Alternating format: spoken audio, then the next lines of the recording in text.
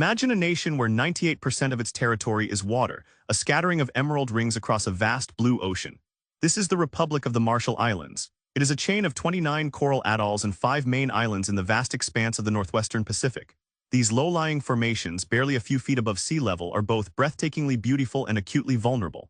They exist in 2 primary groups, the Radak and Ralak chains. Together, they form a slender landmass across 750,000 square miles of ocean. Their unique geography means that a 1-meter rise in sea level threatens to submerge over 80% of Majuro Atoll. Majuro is home to half the country's population, making these islands a stark symbol of our planet's changing climate. The story of the Marshall Islands stretches back millennia. Austronesian settlers, journeying from the Solomon Islands as early as 1200 BCE, mastered the ocean. They arrived bringing essential Southeast Asian crops like coconuts and breadfruit. They also brought domesticated chickens, transforming these remote islands into habitable homes. Their ingenuity shines through their navigation techniques, relying on celestial bodies and intricate stick charts to interpret subtle ocean swells. These charts were not maps to carry. Instead, they were teaching tools. They allowed skilled pilots to read the ocean's motion and discern distant land beyond the horizon. This deep connection to the sea shaped a society governed by paramount chiefs or Iroijlaplap, long before any European sail appeared. European contact began tentatively in the 16th century with Spanish explorers. However, Spanish galleons typically avoided these hazardous waters. It was British Captain John Marshall in 1788 whose explorations lent the islands their modern name. By the mid-19th century, American missionaries brought Western influence. German copper traders also arrived and soon dominated the economy. Germany annexed the islands as a protectorate in 1885. This colonial chapter continued through World War I.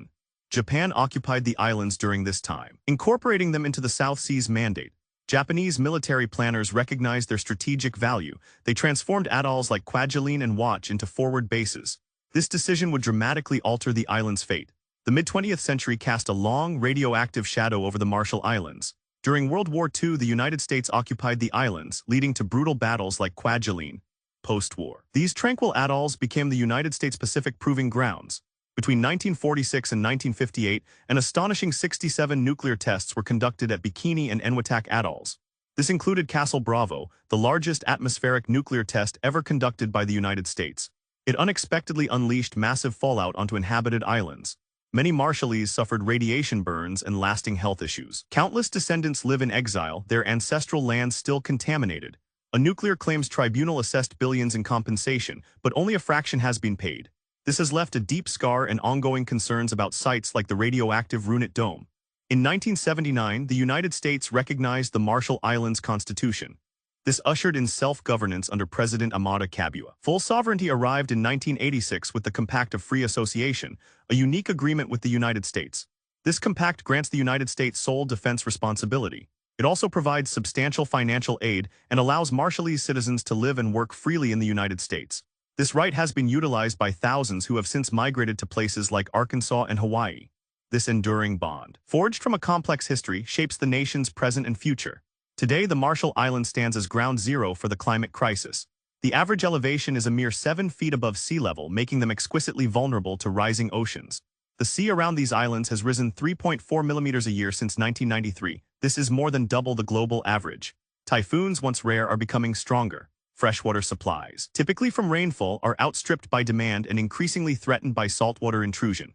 Projections are stark. A 1-meter sea level rise could permanently flood 37% of buildings in Kwajalein and 50% in Ebi. A 2-meter rise threatens all buildings in Majuro with permanent inundation or high flood risk. The very existence of their homes, their culture, and their way of life hangs in the balance. Despite their small size, the Marshall Islands have become a powerful voice on the global stage, advocating for urgent climate action.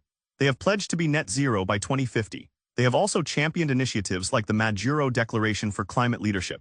Their leaders consistently call for wealthier nations to pay for loss and damage caused by climate change. This is a direct plea for accountability and assistance in protecting their threatened homeland.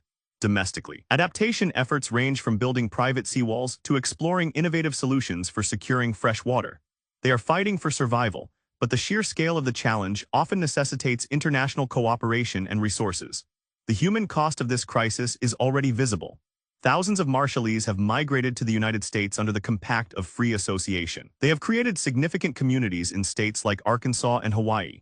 This migration, while offering a path to safety, comes with profound cultural shifts and challenges. Entire families confront different food, different landscapes, and a starkly different way of life. How can they preserve their unique cultural heritage, their language, and their traditions if forced to adapt to entirely new environments? This is a pressing concern for people so deeply tied to their island homes. Even finding land to bury their dead becomes a problem on these tiny, shrinking islands. With limited natural resources, the Marshallese economy is primarily service-based, augmented by fishing and agriculture.